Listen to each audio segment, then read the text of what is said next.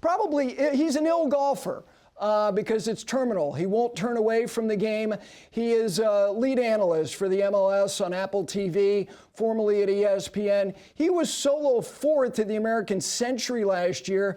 He was touching the lead heading into the last day. That's the deep end of the pool. Will he be there again this week at the Hilton Grand Vacations Tournament of Champions? He's got a decent pairing. We'll get to that as well. Taylor Twellman joins me now. My friend, good morning. How you doing? Good, Gary. Long-time listener, first-time caller, buddy. This is fun. Thank you for carving out time. I'm curious, as somebody who was an elite athlete in another sport, I don't know when you got turned on to golf. I know how much you love it. I know how much you love the fellowship, seeing new places, competing. When you decided you want to be really good at something, like what in golf did you identify that you needed to be proficient at to be really good? Gary, I was born in a golf family. I don't think a lot of people know this, but Jay Delsing, my uncle, and I grew up as a young kid grabbing the newspaper, looking at the Thursday, Friday results to see if Uncle Jay made the cut. And when he did, obviously our family, because his sister is my mom, we had a great weekend. And I watch golf. I watch golf a lot. For me, on a personal level, two things about golf attracted me to it. One, the individuality of the sport. When we play team sports, golf is so unique. It's so different. It's you against the golf course. It's not you against the competitors. It's not you against everyone else in the field. It's you against nature and yourself. And so that brought me into a different, I would say, for lack of a better way to put it, a mental space that also made me a better soccer player. It made me reach different levels with soccer because you could compartmentalize the individuality within your role within the team and then playing the team sport. But I'll make this very brief. My career ended in soccer due to a nasty concussion in 2008. And I was in a very, very, very bad place. Golf saved me. Golf gave me the competitive spirit. Golf gave me a out of the pain. And I still deal with pain in different issues because of the concussion. But Gary, I'm not going to lie to anyone watching the show and listening to this show. Golf saved me. It gave me a new life. And so whether I finish fourth, and thank you for bringing up the fact that I lost the lead with the last 5 holes to play in Tyler. I appreciate that. But the truth be told, it doesn't matter where I finish because I feel like I've got a new lease on life. And I will forever be grateful to the game of golf because it gave me that. You know, Taylor, you mentioned mental space, and I am fascinated, all athletes, talking to them about when they enter flow state. And it's not something that is done consciously. It's not something that is done premeditatedly either. Golf, I think, is as hard, I'm not saying the hardest, as hard as anywhere because of time, the time consumption between the execution of shots, whereas whether it be soccer or football, there is a physical flow that is inherent to what you're doing. Golf does not present that. What has that been like to be as good as you can be with all of the time you have between the execution of the objective? Gary, it's the best way I've ever heard someone put that, truly. And honestly, if you think of the athletes in team sports that often translate to good golfers, it's not ironic that baseball are often those guys.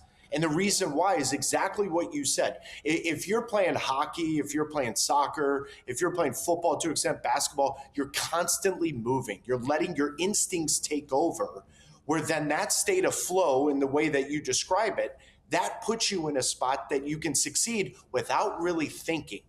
The moment you hit that ball and it's in the air and you see the result, from that point forward, walking to the next shot, you've got to, one, mentally prepare for the next shot. Two, and I think this is the most important thing, you've got to take yourself away from the moment because then you're not concentrating for 5 hours and 15 minutes.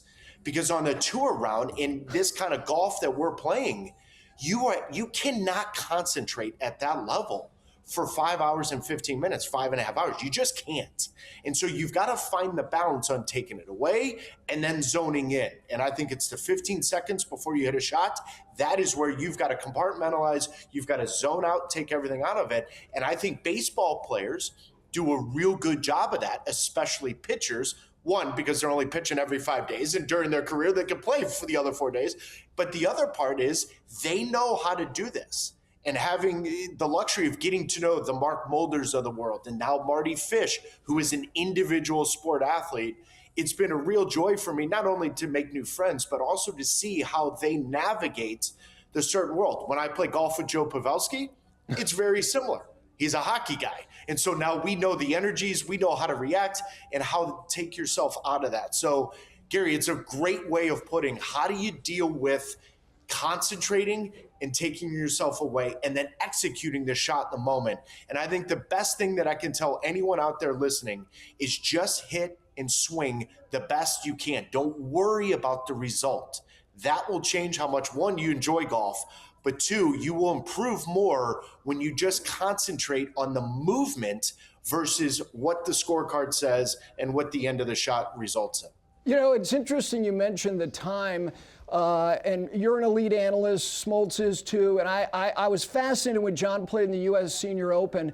He said he was exhausted when the rounds were over because, in one, he said, I didn't release the club once. It was steer and fear the whole way around, which is a byproduct of being preoccupied with results as opposed to being in flow. Look, I could talk to you about that stuff all day. I was curious, though. You shared a great story. You were on with Colton Drew on their radio show on Sirius XM about doing your job. And your job required you to analyze a result, and that was the United States losing to Trinidad and Tobago, and you're supposed to go on the greatest boondoggle imaginable on the east end of Long Island, and you're going, oh my God, I'm not going to be able to go because I'm going to be in a car wash all day tomorrow, having to be on 4,000 shows because of what I just said. My question is, did you ever fulfill all of those tee times? You played all the places you were going to play that you sacrificed because you did your job? Gary, trust me. I made sure my invitation was replicated. When you're talking Friars Head, Shinnecock, National, all right in the thick of things, and let's go. Let's play Sabonic as well. Those four. And when I saw the clock at 91 minutes in the United States losing to Trinidad, and I'm sitting with Scott Van Pelt and all these SportsCenter anchors, and I'm sitting there thinking, do I tell them now? Do I tell them now or should I let it go? Do I tell them now that the boondoggle of my life in a great Calcutta where there's going to be money and so much fun, I can't go? Oh, no, that would be selfish. So obviously I didn't tell that story until about a month later. But Gary, in my mind the whole time I'm thinking, you got to be kidding me. I'm not going to play for Friars Head.